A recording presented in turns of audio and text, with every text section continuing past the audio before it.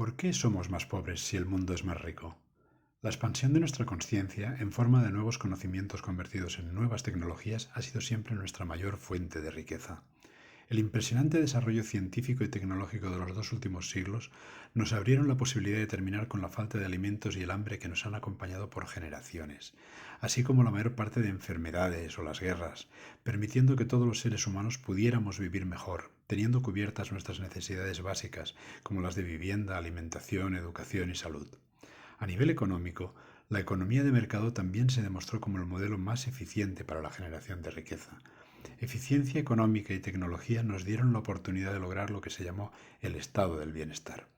Por primera vez en la historia, la inmensa mayoría de la población en Europa y Norteamérica podía disfrutar de un nivel de vida que antes estaba solo reservado a una reducida minoría de élites.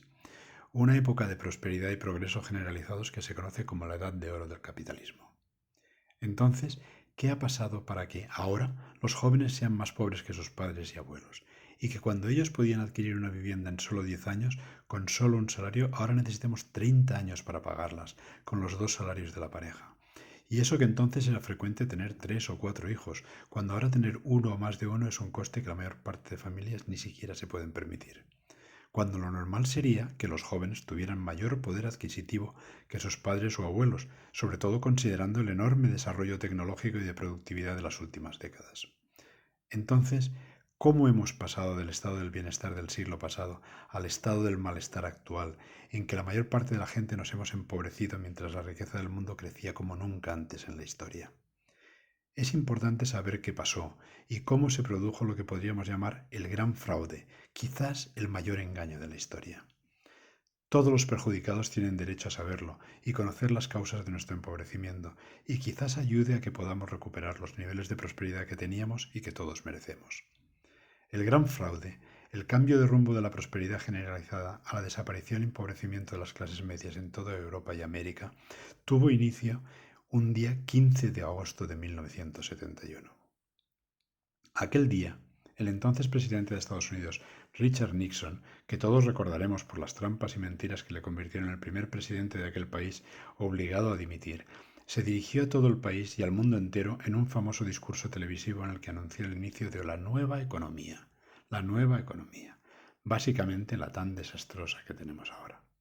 Estados Unidos rompió entonces los acuerdos de Bretton Woods, que tras la Segunda Guerra Mundial habían sentado las bases de un modelo económico mucho más justo, el que permitió el auge de las clases medias con el mayor crecimiento histórico de la riqueza, la producción y el consumo, y que se completaban con avanzados sistemas de protección social para los más desfavorecidos, en un modelo que pasó a conocerse como el del estado del bienestar y aquella época como la edad dorada del capitalismo que antes comentábamos, a la que puso punto final el presidente Nixon y su nueva economía. Y quizás os preguntaréis, ¿y por qué lo hizo? Por dos motivos principales. El primero, para poder seguir financiando la guerra de Vietnam, cuyos costes eran enormes. En los acuerdos de Bretton Woods, el dólar se había convertido en la moneda clave del sistema, por el compromiso de Estados Unidos en que su emisión estaría respaldada por el oro de sus reservas, las de Fort Knox, ya sabéis. Rompiendo ese compromiso, Nixon ya podía poner en marcha la máquina de imprimir dólares de forma ilimitada, lo que implicaba pasar de una economía financiera con base real a otra solo ficticia y de papel, como la que tenemos ahora. Lo que también es causa que desde entonces las crisis financieras en el mundo se hayan sucedido una tras otra, cuando antes no había habido ninguna, desde Bretton Woods. El segundo motivo de Nixon para tomar aquella decisión era que la Unión Soviética, su gran adversario, ya era una potencia en declive por el fracaso del modelo comunista de economía planificada. Y quizás os preguntaréis qué tiene esto que ver con el asunto, pues lo veréis. Se sabe, y siempre se ha dicho, que la competencia es el mejor estímulo para la superación y el perfeccionamiento de los modelos organizativos y productivos. Un principio básico que también resultó serlo para el sistema capitalista, cuando, tras el triunfo de la revolución en Rusia, la economía planificada o comunista se presentó al mundo como una alternativa a la economía capitalista y de mercado. Tras la Segunda Guerra Mundial, cuando la Unión Soviética ocupó media Europa y la amenaza de la extensión del comunismo al resto era motivo de gran preocupación, Estados Unidos lanzó el Plan Marshall para la reconstrucción de Europa como mejor medio para prevenir y frenar aquel modelo comunista que era su competencia. Y al mismo tiempo impulsó los acuerdos de Bretton Woods para un modelo más justo y redistributivo de la riqueza. Así, Paradójicamente, los grandes beneficiados del triunfo del comunismo en el este fuimos los trabajadores del oeste. Pero cuando se vio que aquel modelo ya había fracasado y dejado de ser una alternativa atractiva para el mundo, la competencia que representaba había desaparecido y ya no había tanta necesidad de redistribución, porque la nueva economía de Nixon era la de la desregulación, lo que significaba barra libre para las grandes corporaciones. Entramos entonces en la etapa del neoliberalismo. El poder político se inhibió entonces de la que es su responsabilidad, la de dirigir los caballos de la economía hacia el bien común, dejando que corrieran solos en pos de su propio interés, lo que les llevó a convertirse a esas corporaciones y a sus propietarios en los nuevos amos del mundo, que es lo que son ahora. Como resultado, muchas corporaciones tienen mayores presupuestos que muchas de las naciones del mundo, mientras que todos los estados pasaron de tener superávit a tener déficits públicos impresionantes y cada vez mayores. Una deuda pública que finalmente tenemos que pagar los ciudadanos, empobreciéndonos cada vez más. Y mientras los estados se endeudaban, las familias también, y así como nuestros padres y abuelos tenían ahorros en el banco, nosotros ahora tenemos deudas con esos mismos bancos. Se generaba cada vez más y más riqueza, pero ya no se redistribuía, sino que se acumulaba en ese 1% de personas que han llegado a controlar casi el 40% de la riqueza mundial, eludiendo pagar impuestos y depositando sus fortunas en paraísos fiscales, mientras todos los demás nos empobrecíamos cada vez más. Pero quizá os preguntaréis cómo no nos dimos cuenta entonces del engaño. Os diré. Porque, aunque los ingresos de las familias dejaron de aumentar y comenzaron a reducirse, podíamos seguir consumiendo como si nada hubiera cambiado. ¿Y cómo puede ser esto posible, verdad?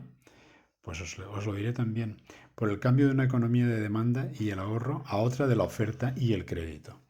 Las bases para esto las sentó el señor Henry Kissinger, que era secretario de Estado del presidente Nixon cuando viajó a China aquel mismo año 1971, para abrir las relaciones que conducirían a que China se abriera al modelo capitalista.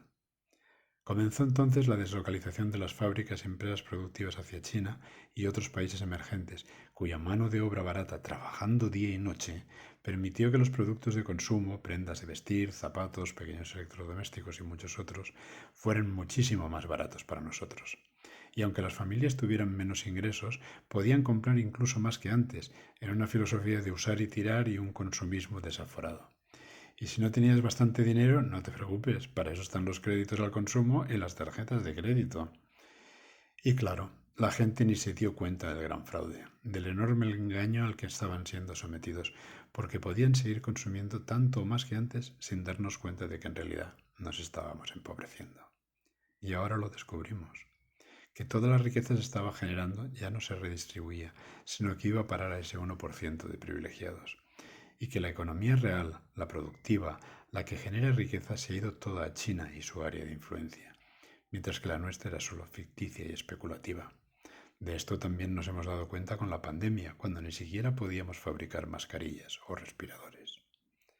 Pero así como el presidente Nixon cambió de rumbo el rumbo de la economía, desde una orientada a la prosperidad de todos a otra dirigida exclusivamente al beneficio de unos pocos, igualmente podemos y debemos cambiar el rumbo para que el modelo económico que surgirá de la cuarta revolución industrial nos beneficie a todos.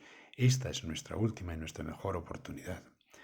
Desde Con Conciencia promovemos iniciativas para hacerlo posible. Si quieres conocerlas, síguenos y participa en ellas.